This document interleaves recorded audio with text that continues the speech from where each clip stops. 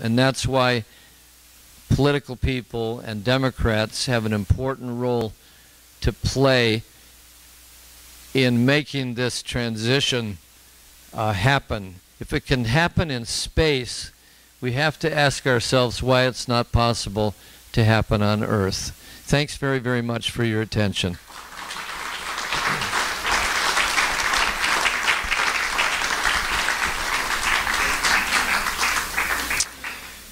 All right. Sorry to have gone on so long, but I told you, did you get the popcorn? I'm sorry. You want me to repeat your questions? Are we taping or something? Hey, let's have another big hand for Tom here. And I'm sure you all have lots of questions. And right now, Susie is passing out envelopes if you really like what you're hearing tonight. And, you know, this is like the marathon thing, or the telethon or whatever. But please donate to Tom's Peace and Justice Center, yes? And those are from 19... Yeah, right. And, you know, if you can just give a little, it would be really helpful to keep this movement going and, you know, and show our appreciation for this evening. That would be... okay, thanks. Thank you. The mic's not on? Hello? Can you hear me? I'm asking for money. No wonder it shut off. Anyway, if you can, we would really appreciate that. So back to Tom. Yes. Tom, thanks so much for this presentation. Many people know me here as the person who showed gas and the fact that I worked for Democratic governor of Pennsylvania for 8 years, President Adele, when fracking went nuts. A fracking frenzy started in Pennsylvania. The governor of California has to be the premier leader on this issue, period. Something incredible happened last night. The president continued to tap his all-of-the-above strategy on energy. And today, 50 environmental organizations, including many big green, NRDC, and Sierra Club, called him out. They said you do not talk about climate change on one hand and talk about fossil fuel extraction on the other, whether it's fracking or well stimulation or whatever. I believe, and I have always believed, that this governor, Governor Brown, who I work for, that he's smart enough to understand that. Yet he limits the president on this. You've got to get him to understand. I don't know how this is going to happen. Maybe you. Maybe you should sit down with him. I'll sit down with him. But somebody needs to talk with him and say, you cannot be the leader on climate change on one hand and frack or extract fossil fuels on the other. You can't square that circle. And if he would stand up and take the lead, he would be right up there in the environmental community. But the president last night did something that has not been done in many, many years. He brought the entire environmental community together. So out of a negative comes a positive. So let's take that positive and implore this government to do the right thing. Well, I don't agree with your perspective. I'm an old man. I remember when the anti-nuclear activists were sitting in Jerry's office in 1979. I remember there were 65 nuclear plants that were supposed to be built in California. I remember that they weren't built. I remember that no matter how anti-nuclear the governor was, he wasn't anti-nuclear enough for the anti-nuclear activists in the Clamshell Alliance. And then they didn't vote for him anyway because they didn't believe in electoral politics. Here we are, 40 years later, and we're down to one nuclear plant, and I'm sure many people think the governor is too pro-nuclear. And I'm pretty sure there will be no nuclear plants in 4 years. We're down to one. It's hard to know what goes on in the mind of a governor because the word governor comes from an almost engineering concept of the stabilizer, the person holding everything together, and it's beyond anyone's capacity, of course. It's a system. He's got 450 clean energy advisors on his staff. They don't have 450 different opinions, but they probably have 10 or 15, and I know that fracking is one of them. And so the more you protest, I think that's helpful to those who share your view. What it will take to get the governor to move, you just have to assume that we haven't found the formula yet, and I tell you, I'm working on it, and the protest should continue, but I don't think that he'll respond to protests alone. Somebody has to put together a model, like a cost-benefit model, overlaid with a right and wrong model, and get him to see a different definition of the costs versus the benefits and the rights versus the wrongs. And then it's a question of timing and when. The timing may come when there's a catastrophe. There's a lot of oil on these trains coming through California. You just saw what happened in the Yellowstone. And I try to urge him to not tempt not take risk, because it's impossible to tell when it will happen, but you can be sure that something bad will happen. And then all of a sudden, things that seemed beyond your doing, you're rushing to do. But I think he knows all that. So I just think you should keep pushing it. The difference between our frameworks is quite simple. It's this. There's an anti-fracking mentality and movement in California that's very robust and sees that as the framework directing their activity. My framework is to achieve a clean energy economy overall. That's my framework. Without nuclear, without coal, and without fracking.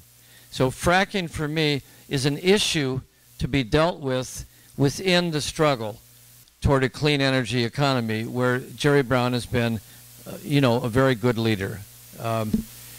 If you have the framework of fracking only, you'll be energized in protest, but you will never be able to appreciate anything else that the state has done. That's what happens. People are their energy is dissipated, and if you say 200,000 clean energy jobs, people say, but fracking, and so it's very complicated, because I don't mean to diminish the zeal of the anti-fracking position, but it's like I said before, we have to manage contradictory problems at once. And that's why I put fracking in the middle of my presentation. Just like investment, we're overinvested in fossil fuels as one of the challenges that we have to deal with. I don't know what more to say except that. Yes.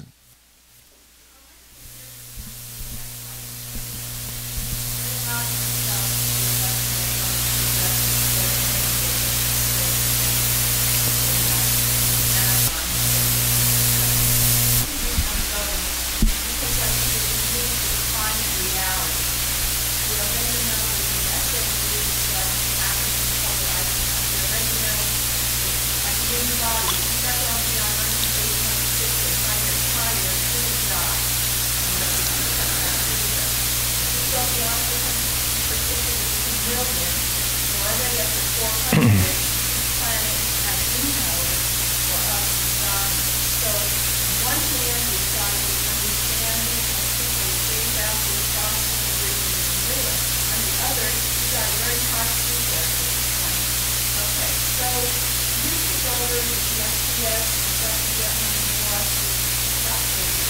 All by myself, apparently. Right.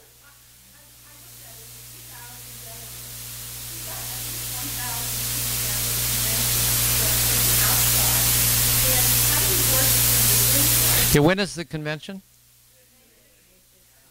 Right. Coming right up.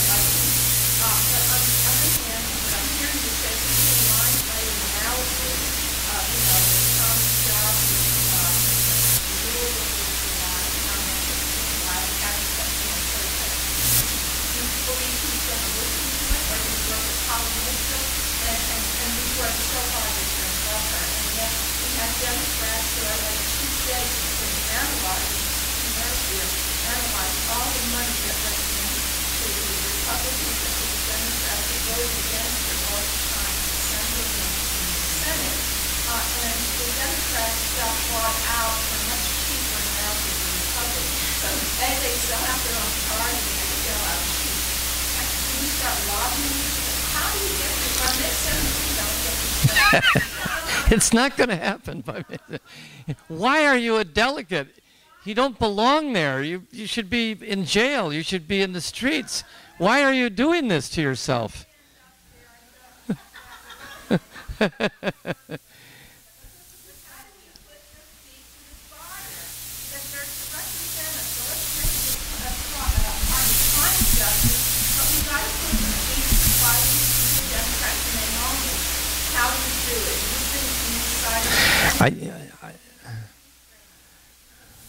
Well, I wouldn't burn out my energy on a weekend convention with partying Democrats.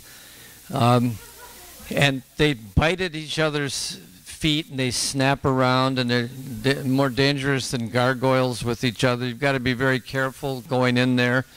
It's an unruly grassroots crowd.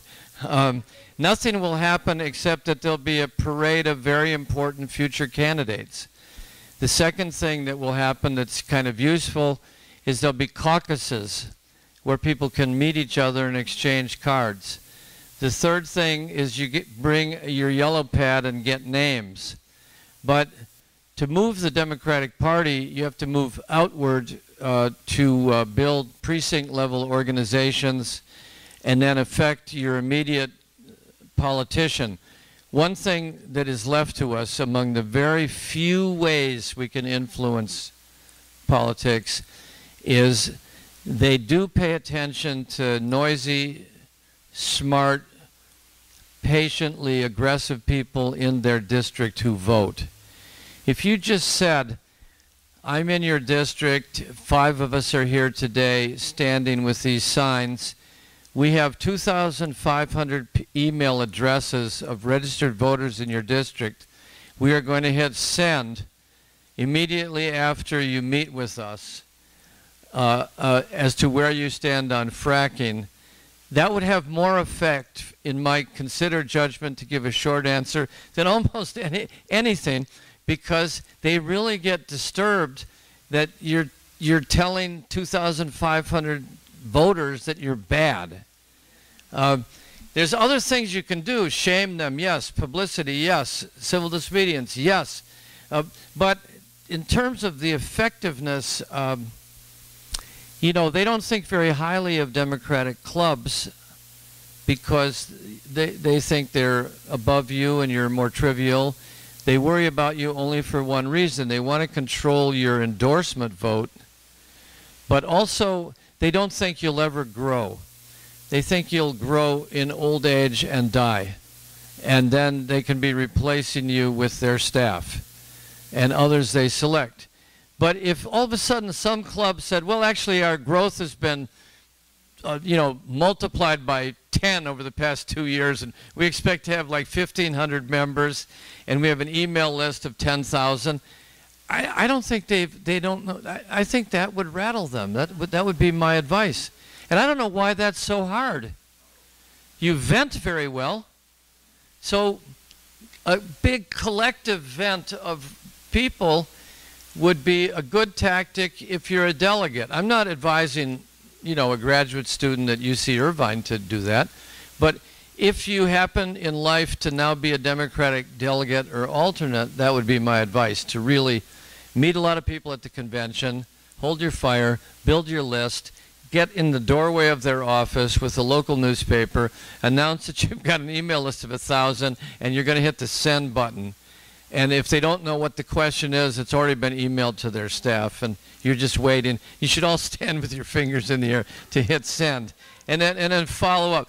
That is kind of how they respond to activists the most effectively. Yep. I just want to call your insights to the governor, and I'm wondering if you've ever had any conversations with him about his position regarding CEQA. I mean, it's clear when he was mayor of Oakland, he had some run-ins with CEQA. The word is that he's never been a fan, and there have been attempts, and successful to a certain extent, to sort of chip away at CEQA. And I think it leads into this whole thing of being very much pro-business, very much pro-development, all of that stuff. It seems clear to me, and I actually was at a meeting where one of his representatives was there, and it was clear from what he was saying when it was a conversation about CEQA that you know, there was work to be done there. So I'm just wondering your thoughts on that. I think that you know, he's bad on CEQA from an environmental or homeowner point of view, which has to do maybe with politics and with the cynicism at watching how every good thing turns to rot over time in bureaucracy. Like the environmental permitting process in Los Angeles is a nightmare.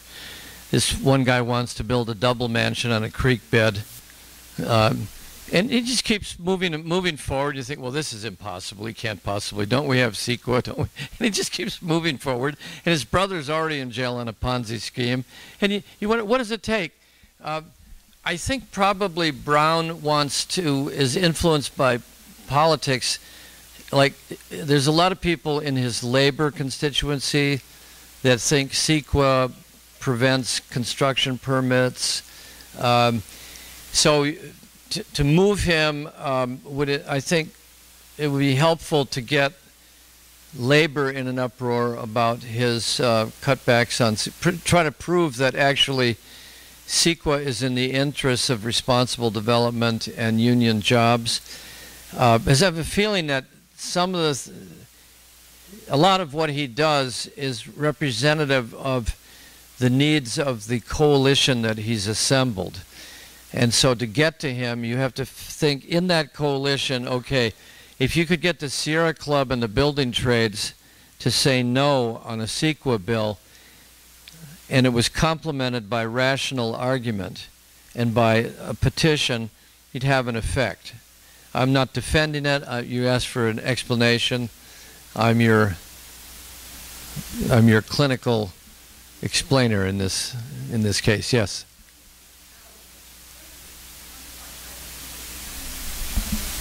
Can't quite hear you. No, go ahead.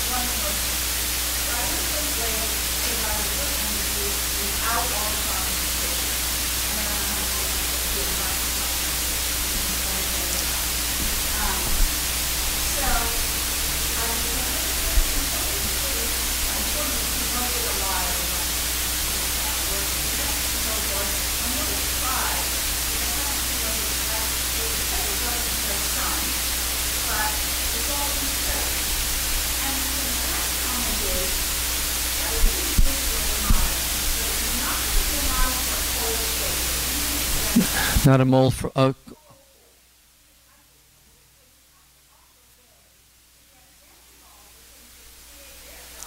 well, you've added too many questions, so stop and then you can continue down your list before I forget them.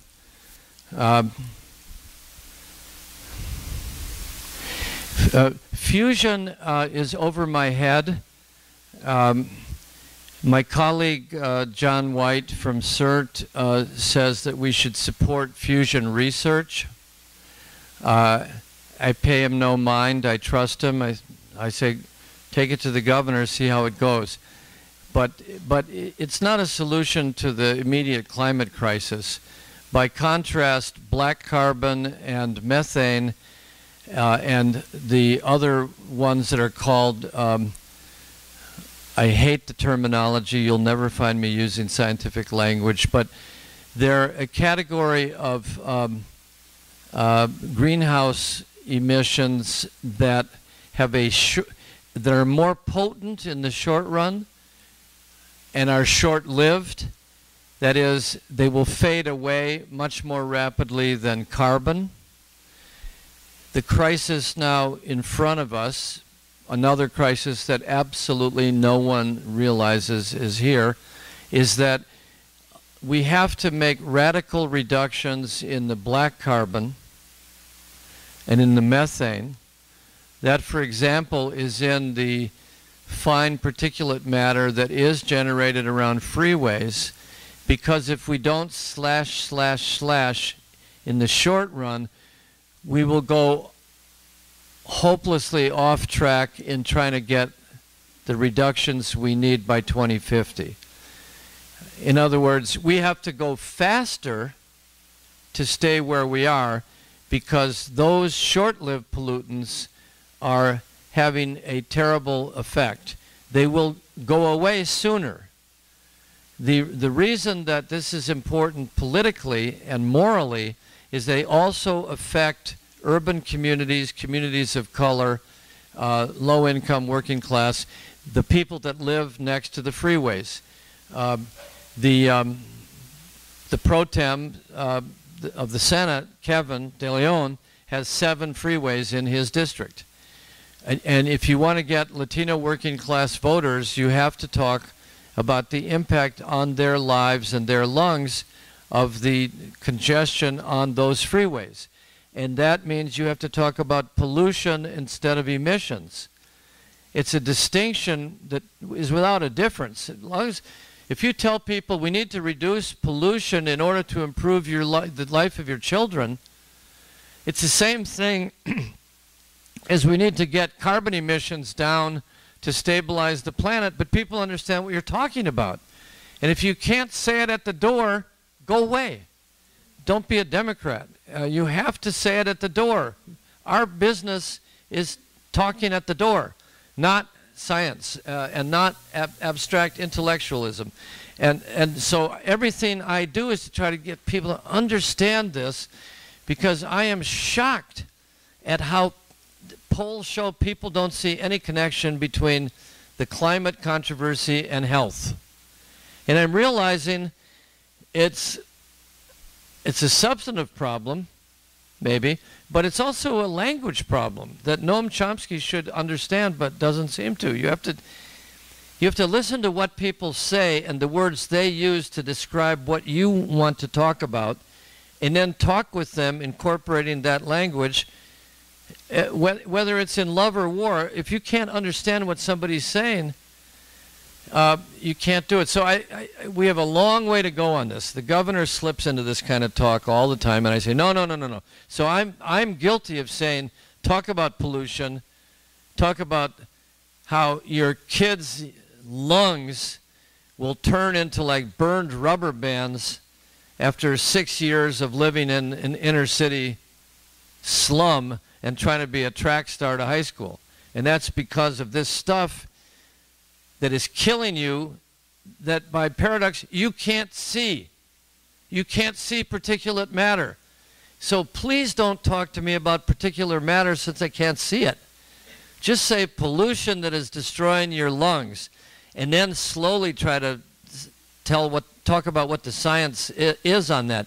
I'm not anti-science. I'm anti-scientific language because I haven't chosen to be a professor in engineering. I've chosen to be a political practitioner, and language is, of course, totally, it's everything. Excuse me if that's a criticism, but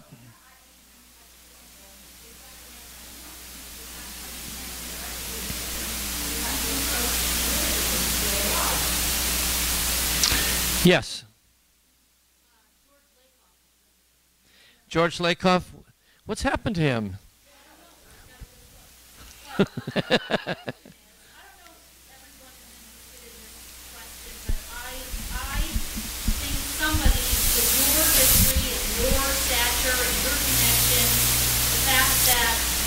mean, I'm not blind to the fact that we do only have 3 newspapers, you know, I get that. But I'm curious, what when you talk to reporters that you have relationships with, do they just say, yeah, that's nice, Tom, but, you know, I can't cover it? No. What do they say? I don't talk much to reporters. They don't call me anymore. They figure if you're in office, you deserve a sentence. If you're out of office, you're the same person, you don't exist.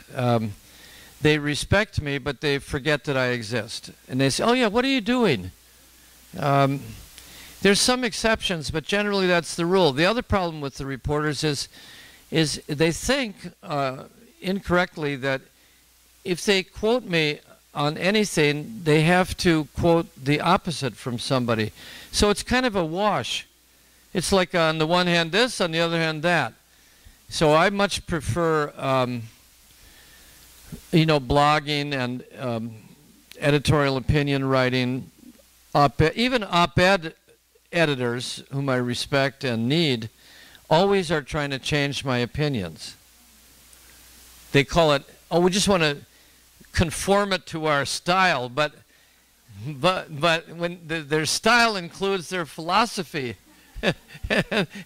and so you come away battered. You got your name in the paper, but so I do think Hollywood has a role. Sometimes, you know, some of the environmental productions are very important. The group EMMA, Environmental Media Association, is very important. Somebody like Ed Begley is very important. I'm trying to encourage them to start telling this California renewable story about let's make our state 100% renewable. Because people get their information on television, and our story is not told on television.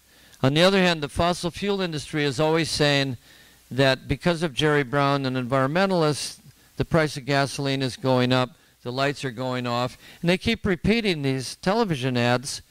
And the other thing is we have to get organizing budget realigned environmental budgets, because environmentalists have a lot of money, foundation money for them, realigned to the poor, to the Central Valley, to Latinos. We have enough environmentalists clinging to the coasts.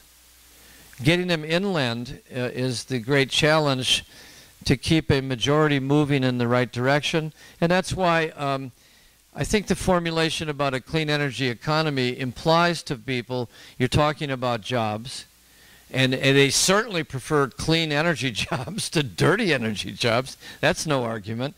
And we've got 200,000, but we need them unionized. So you need to, I think, come in with a progressive perspective and reframe the climate argument, which is so scientific, and implies somehow that you could solve the problem if we all drove a Prius. No. What De Leon says is absolutely right. Until you can sell electric cars to poor people, the way you can sell them a house by floating them a balloon mortgage, I'm joking, and until the electric cars speak Spanish. Did it ever occur to you that the cars only speak English? It never occurred to me till he said that, you know, telling you your directions and everything. But half the people in the county are Spanish speakers. And if you can't sell them a car that says, you know, left and right in Spanish or bilingual, you've already implied what your agenda is, which is to, put the upper middle class into solar-powered station wagons or something, which will not get the job done. If you go back to what's the job, lower emissions, the only way to get there is by increasing jobs and opportunities, I think, not to mention education. But those are the issues. Yes.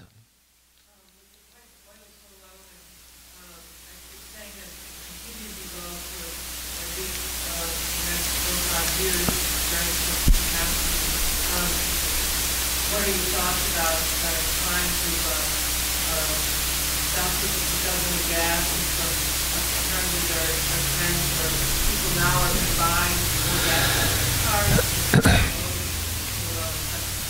That was reported as an expectation. I don't know if it's true that that's going to happen. I hope that the habits of the past 5 or 10 years have sunk in enough that people don't revert, but it could be wrong. I can't wrap my mind around the way it translates economically, but or whether it's even permanent, because it seems to me it's Saudi Arabia fighting Iran.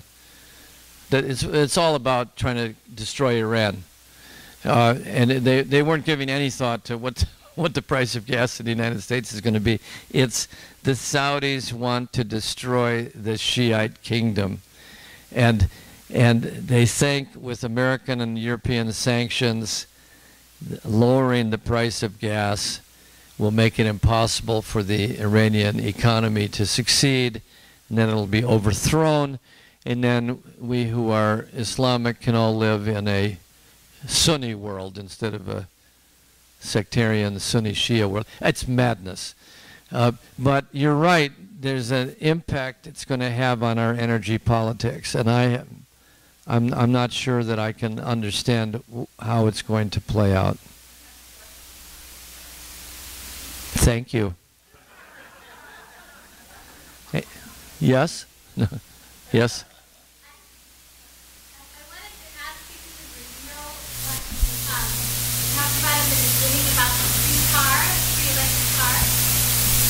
Oh, free. Why not?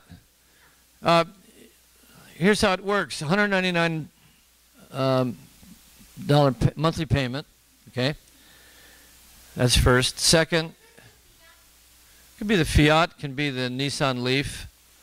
There'll be others, but they're in the range of $199 a month. Okay? You get a rebate from the state. I can't remember the sum. A federal tax credit before the Republicans try to take it away. And then what you have to do is deduct from your bills what the amount of money you spend per month on gas. So I drive back and forth to Culver City 5 times a week. I try not to go downtown, but it probably costs me $100, $200 a week in gas. So that's eliminated. Don't have to spend money on that. And then I have to do one other cut. Well, what I've decided my cut, because we're all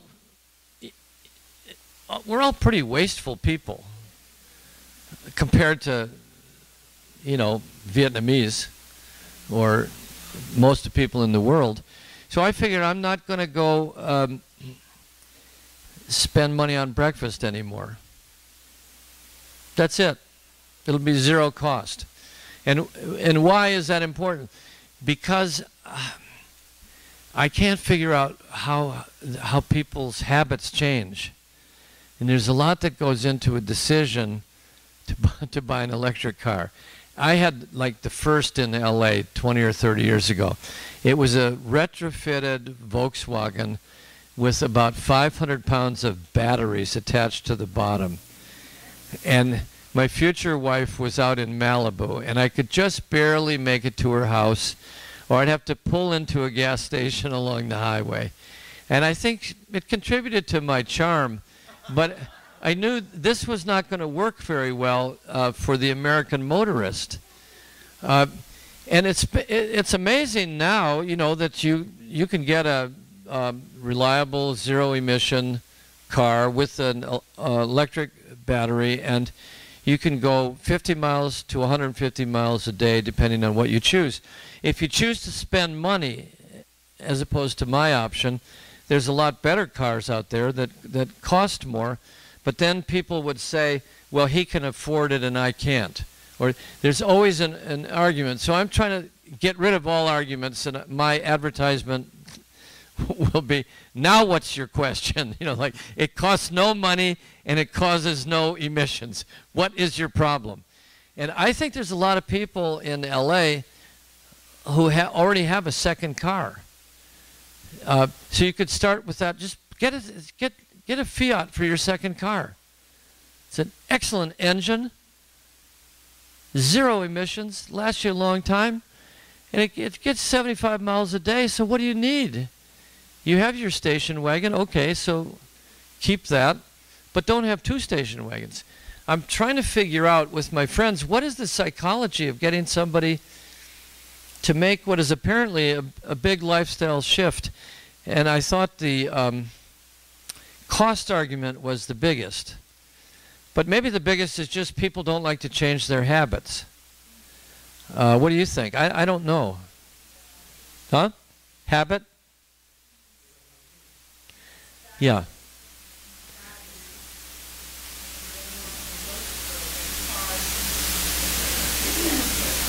Well, Fiat is a pretty sharp-looking car.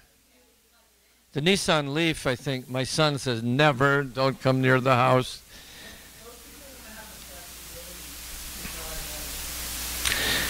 Right, okay, so have 2 cars.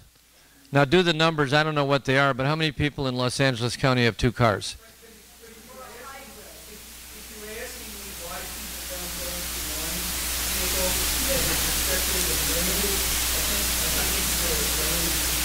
They're worried about getting a recharge. Yes. Yes, that's why it has to be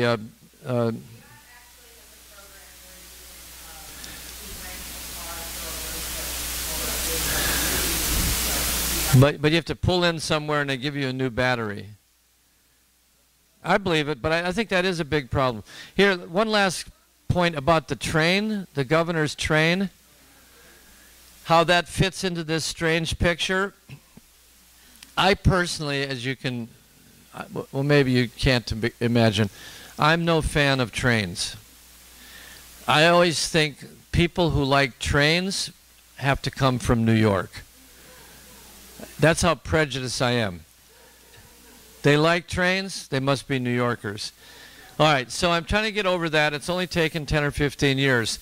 So you can imagine what I think when the governor wants to take 25% of the cap and trade money and put it into a train in the Central Valley that will not be built in my lifetime, as far as I can tell, and will have no effect whatsoever on global warming if we have a 15-year crisis, because it's going to take all that time. And he wants to use money for global warming mitigation for the train. And it's maybe illegal. I don't know. But I do know on this, because I've been in this argument for about 20 hours. This is the argument. And I've gone neutral on it. I don't care. What I care about is emissions. So they want to spend money in the Central Valley on preparing the way for the train by planting trees, rehabilitating soil,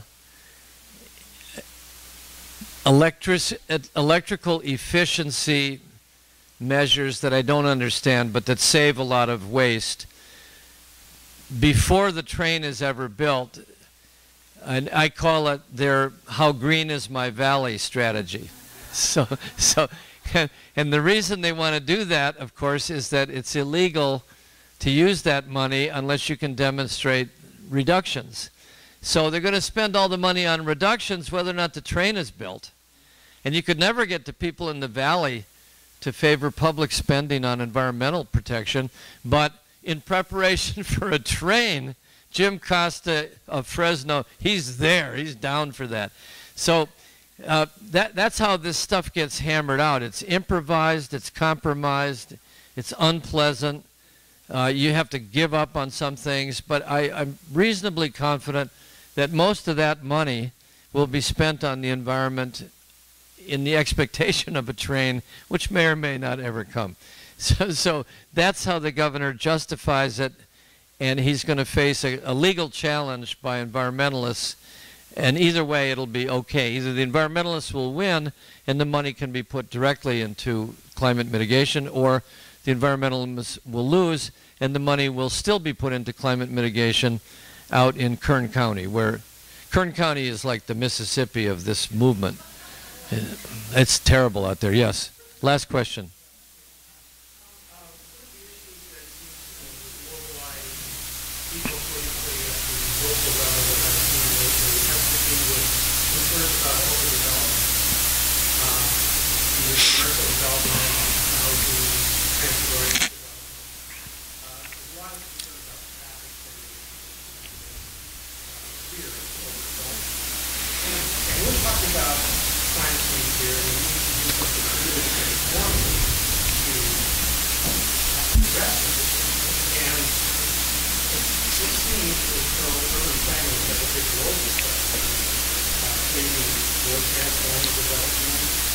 Allow people to find things close to where they live, they don't have to drive as far.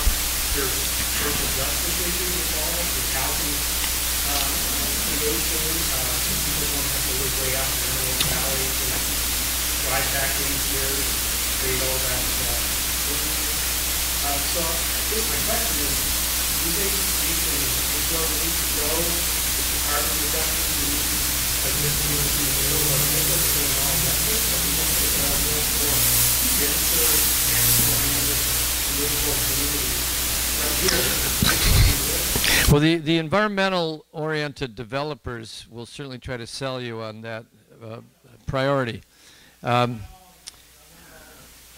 Yeah, but I noticed when I was in the legislature and as a homeowner and resident that traffic and overdevelopment are the #1 issue.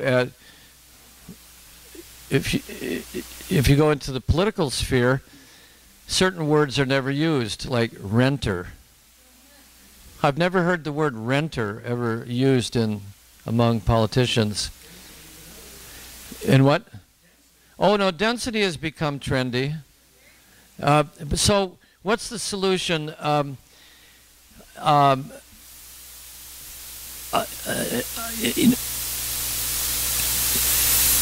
I think it has to do with justice, with the overdevelopment of certain areas of a region and the underdevelopment of others, and the use of tons of public money to perpetuate two classes, or a gap between overdeveloped, where the development is the least needed, and no development in the areas where the highest unemployment and poverty exist.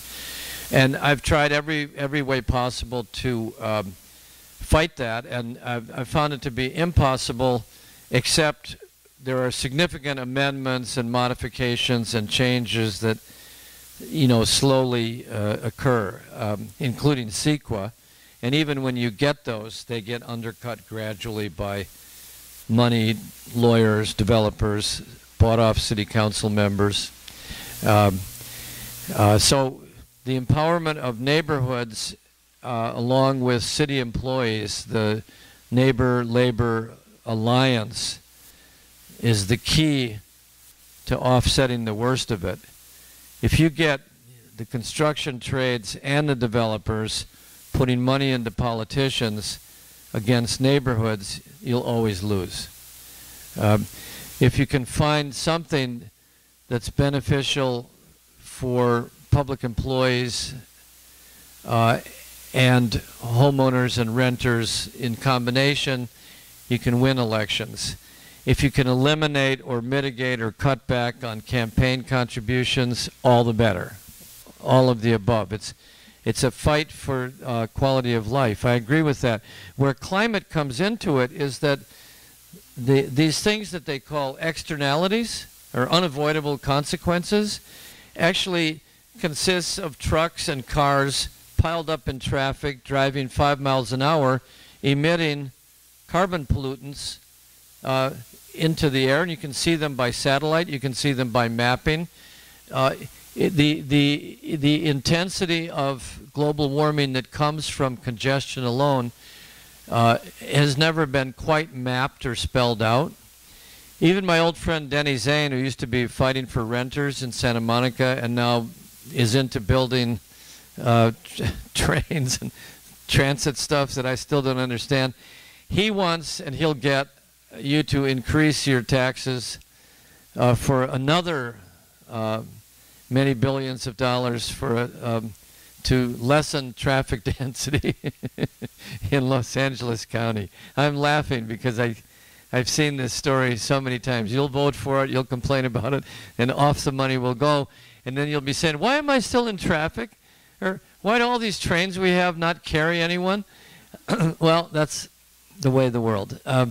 But I notice what Denny, who's always following these patterns very closely, he's now selling this tax increase for more traffic planning as a global warming mitigation measure. He says the first priority is to reduce climate emissions, and by paying this tax you will get smart traffic and you'll get all the rest of it. And I think your job, if you care about this, is to fight like hell for the definition of those reductions and make them guaranteed, so that it's not used as a bait and switch, not used as a gimmick to attract you to vote for it, and then at the end of the day you get the same amount of emissions, and then 5 years from now they ask for more money.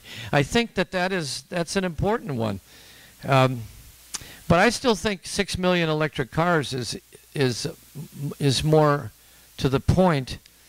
But I've given up on trying to stop the worst of the development. I can't find anybody in LA City Hall who's really against development, ever, unless it's like in their neighborhood. Like my neighbors, they really don't want this giant double mansion built on the creek bed. And they've gone to LA planning, hopeless. They've gone to administrative review, hopeless. They're preparing a lawsuit, hopeless. The only person that has intervened is somebody from the Regional Water Quality Control Board. And what is that about? They are not controlled by LA developers. They noticed that Sullivan Creek, which is a blue line creek, is going to be destroyed by this double mansion built on it. You don't have to be an engineer to understand 166,000 cubic yards of infill being brought into a small creek and put on it in order to build a mansion will destroy the creek, and that is against the law. So this one inspector has stopped it for the moment, but you know they've knocked down 51 live oaks. They're supposed to be protected. That was under the city's laws and regulations. The developer's brother's already in jail for a Ponzi scheme. It's just like a Chinatown repeated over and over and over again. Don't get me started. I'm sorry I went on so long, but I get it. The connection to climate is the congestion that comes, the traffic congestion that is inevitably built into overdevelopment. Thanks very much, and I hope I get the signatures back, and we'll be in touch. Thank you. We have a pen for you. Huh? We have a pen for you. West LA Dome Club. Oh pen. That's a thank you. If anyone has, yeah, right. If anyone has any envelopes, Emma, where are you? Emma will collect them. And there's a slew of books back there by Mr. Hayden here. That, you know, take a look, get a book. It would be, yeah, and thank you. Let's give him another round of applause. And please stop by the back table. Please check out the books. And thank you all for coming. We will be on YouTube in a day or two. I'll take your emails if you signed in, and I'll let you know what the channel is, and you can recap and take some more notes and get refreshed, okay? So thank you very much. Yeah, thank you, Tom. Thank you very much.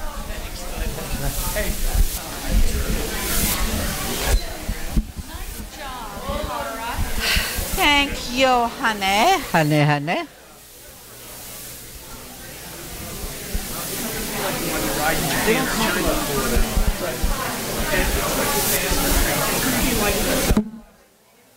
Like